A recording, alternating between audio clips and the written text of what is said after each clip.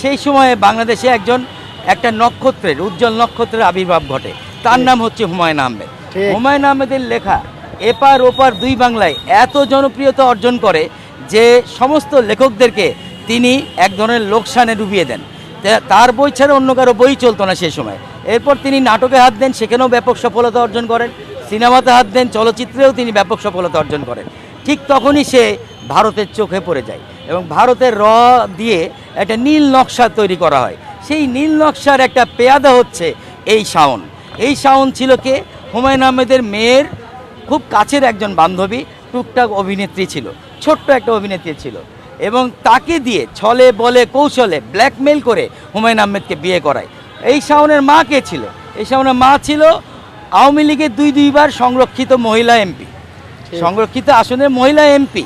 এবং এই মহিলাই শাওনের সাথে হুমায়ুন আহমেদের জোরপূর্বক বিবাহ দান করে এবং দিয়ে তার ক্যারেক্টারে, তার ইমেজে এমনভাবে আঘাত আনে যে তার ইমেজে আঘাত আনার সাথে সাথে বাংলাদেশের চলচ্চিত্র, বাংলাদেশের নাটক এবং সাহিত্যে ব্যাপক ধস নামে।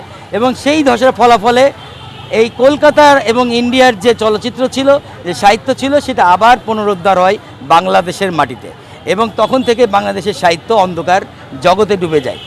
এই নীল নকশা কিন্তু শাওন নিজে করেছিল এবং সেই শাওন কিন্তু তার একটা পার্ট।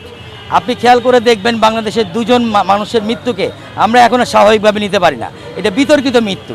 একটা হচ্ছে হুমায়ুন আহমেদের মৃত্যু, 2 নম্বর হচ্ছে ঢাকার মেয়র ছিল আনিসুল হকের মৃত্যু।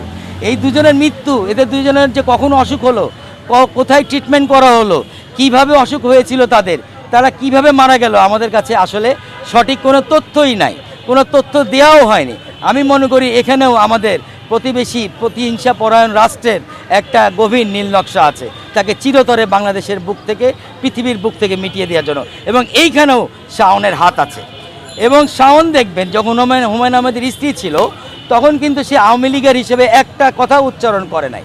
ঠিক 5ই আগস্টের পর থেকে যখন আওয়ামী লীগ দেশ থেকে বিতাড়িত হয়ে গেল, আওয়ামী লীগ শূন্য হয়ে গেল বাংলাদেশ, ঠিক তখনই শাওন নামের এই রয়ের এজেন্ট মাথা চারা দিয়ে উঠলো।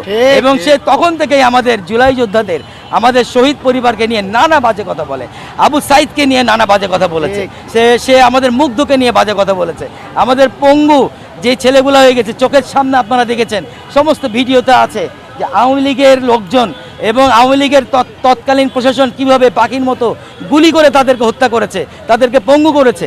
অথচ শাওন কিন্তু তাদেরই বিরুদ্ধে কন্টিনিউয়াসলি বলে যাচ্ছে এই জুলাই বাংলাদেশের মানুষের রক্তে অর্জিত জুলাই।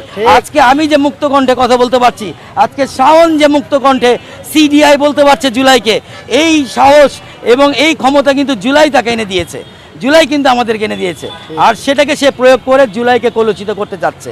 এ আসলে রয়ের এবং ভারতীয়ের একজন বিশাল দালাল এবং এর লজ্জা নাই, শরম নাই, কিচ্ছু নাই। এর নিজের যে প্রভু ছিল, যে শেখ হাসিনা ছিল, সে চলে গেছে। এখন শেখ হাসিনার ওই গদিতে আর এক শেখ হাসিনা, শেখ শাওন এসে বসেছে। এখন এই শেখ শাওন আগামী দিনে শেখ হাসিনা হয়ে ওঠার প্রয়াস চালাচ্ছে। আমাদেরকে অনতিবিলম্বে এই শাওনকে রোধ করতে হবে, নতুবা এই শাওনের মতো যে লোকজন আছে তাদেরকে বাংলাদেশ থেকে বিতাড়িত করে ভারতে পাঠিয়ে দিতে হবে। ভারত যেরকম বলে মুসলিমদেরকে তারা নাকি নামাজ পড়ার জন্য বাংলাদেশে পাঠিয়ে দিবে, পাকিস্তানে পাঠিয়ে দিবে, শাওনের মতো হিন্দুদেরকে, শাওনের মতো ভারতীয়দেরকে আমরাও ভারতে পাঠিয়ে দিতে পারি। আমরা ভারতে পাঠিয়ে দিতে চাই এই ধরনের কুলাঙ্গারদেরকে, বাংলাদেশ এদেরকে চায় না। বাংলাদেশ বহির শত্রুর সাথে পরে লড়াই করবে, আগে আমাদেরকে যে ভিতরে যে শত্রু আছে তাদেরকে সবার আগে লড়াই করতে হবে। শাওনের মতো মহিলাদেরকে বাংলাদেশ চায় না, আমরা বিতাড়িত চাই।